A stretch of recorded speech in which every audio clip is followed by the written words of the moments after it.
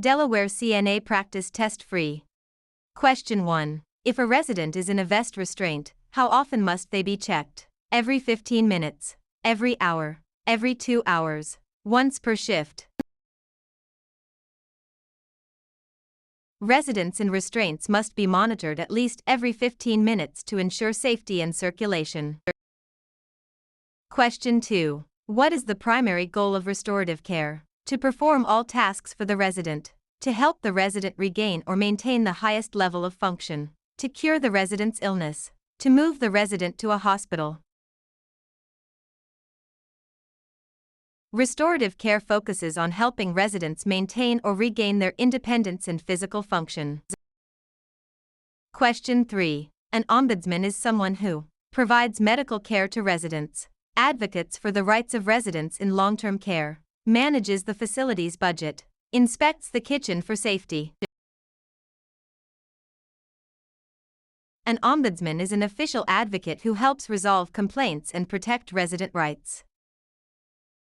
Question 4. If a CNA sees another staff member hitting a resident, what is the first action to take? Call the police immediately, stop the abuse and ensure the resident is safe. Report it at the end of the shift. Ignore it if it doesn't happen again. Safety is the priority. The CNA must intervene to stop the abuse immediately. Question 5. What is the normal range for an adult's oral temperature? 96.6 to 98.6 F, 97.6 to 99.6 F, 98.6 to 100.6 F, 95.0 to 97.0 F. The average oral temperature is 98.6 degrees Fahrenheit, with a normal range typically between 97.6 degrees Fahrenheit and 99.6 degrees Fahrenheit. Question 6. A resident with Alzheimer's disease is wandering the halls. What should the CNA do? Lock the resident in their room. Tell the resident they are being naughty. Gently redirect the resident to a safe area or activity. Tie the resident to a chair. Redirection is a safe and effective technique for managing wandering behavior in dementia patients. Question 7. What is the proper method for cleaning the perineal area of a female resident? From back to front, from front to back, in a circular motion, with a scrub brush. Cleaning from front to back, cleanest to dirtiest, prevents the spread of bacteria from the anal area to the urethra. Question 8. Which of the following is a sign of dehydration? Clear, pale yellow urine, moist skin, dark, concentrated urine, increased appetite. Dark, strong-smelling urine and low output are classic signs of dehydration.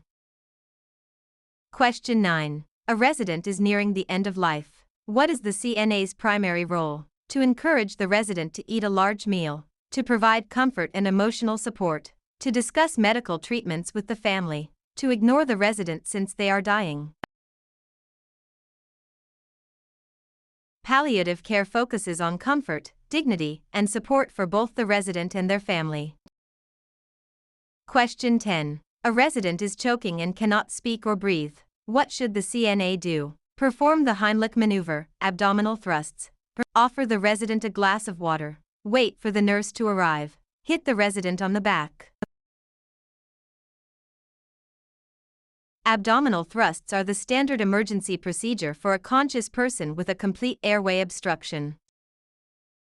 Question 11. A resident is having a seizure. What is the CNA's priority? Place a spoon in the resident's mouth. Hold the resident down to stop the shaking. Protect the resident from injury and clear the area. Run out of the room to find help.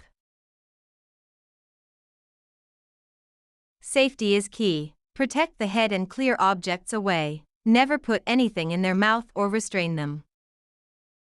Question 12. What is the most effective way to prevent the spread of infection? Wearing gloves at all times. Washing hands frequently. Using antibacterial spray on everything. Keeping all residents in their rooms. Hand washing is the single most important practice in preventing the spread of infection. Question 13. What should a CNA do before entering a resident's room? Walk right in. Knock and wait for permission to enter. Call out the resident's name from the hall. Check the resident's chart. Knocking is a matter of respect and privacy for the resident's home. Question 14. What is sundowning? Increased confusion and agitation in the evening hours. Sleeping all day and staying up all night. A skin condition caused by the sun. The resident feeling better at the end of the day. Sundowning is a phenomenon where confusion and behavioral problems worsen as daylight fades. Question 15. What is the correct way to lift a heavy object? Bend at the waist and keep legs straight. Keep feet close together. Bend at the knees and use leg muscles. Lift with your back muscles. Proper body mechanics involve using the strong leg muscles and keeping the back straight to prevent injury. Question 16. What is the first step in performing any procedure on a resident? Gather supplies. Identify the resident. Wash your hands. Explain the procedure.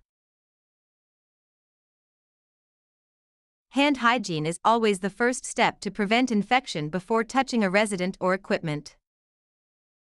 Question 17. A resident's tray has a full glass of water, but the resident is on NPO status. What does this mean? Nothing by mouth. Next patient only. Needs physical observation. Nutrition per oral. NPO stands for nil per os, meaning nothing by mouth. No food or water should be given. Question 18. What is a common sign of a urinary tract infection, UTI, in an elderly resident? Sudden confusion. Increased appetite. Better sleep. Improved mobility.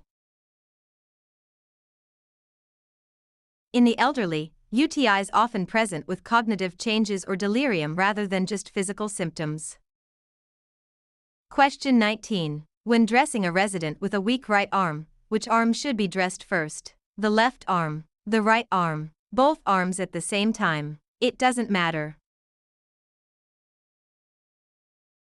When dressing, always start with the weak or affected side first. Dress affected/weak. Question 20. Which of the following is an example of objective data? The resident says they have a headache. The resident's blood pressure is 120/80. The resident feels nauseous. The resident is worried about their family. Objective data is observable and measurable information, such as vital signs.